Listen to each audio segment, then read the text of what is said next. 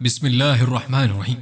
حضرت مفتی محمد حسن صاحب مشہور دینی مدرسہ جامع اشرفیہ لاہور کے بانی اور حضرت تھانوی رحمۃ اللہ علیہ کے اجل خلفاء میں سے ہیں۔ ان کی زندگی کا ایک غیر معمولی واقعہ ان کی ٹانگ کے آپریشن سے تعلق رکھتا ہے۔ پاکستان کے مایہ ناز سرجن ڈاکٹر امیر الدین، جنہیں ایشیا بھر میں معروف سرجن کی حیثیت سے پہچانا جاتا ہے، آپریشن کے لیے تیار کھڑے تھے۔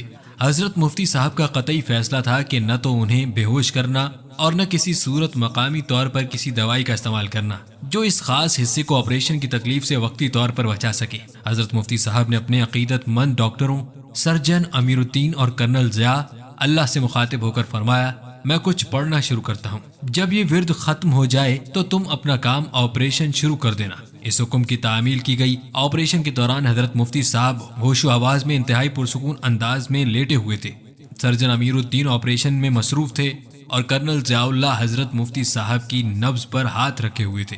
عینی شاہدین کا بیان ہے کہ مفتی صاحب نے آپریشن کے دوران سیدھ تک نہیں کی۔ آپریشن میں تقریباً 1 گھنٹہ لگا۔ آپریشن کے بعد ڈاکٹر کا ہاتھ آپ کی نبض پر تھا۔ اس کا بیان ہے کہ حیرت ہے کہ آپریشن کے شروع سے اختتام تک نبض کی رفتار میں کوئی فرق نہیں آیا۔ اس آپریشن کے بعد ایسا تکلیف دہ درد ہوتا ہے کہ اس کی شدت کا پہاڑ جیسے مضبوط دل والا بھی مقابلہ نہیں کر سکتا، مگر حضرت مفتی صاحب علیہ رحمہ جس بشاشت کے ساتھ آپریشن کے کمرے میں داخل ہوئے تھے، اسی بشاشت کے ساتھ اسی طرح واپس ہوئے جیسے کچھ ہوا ہی نہیں۔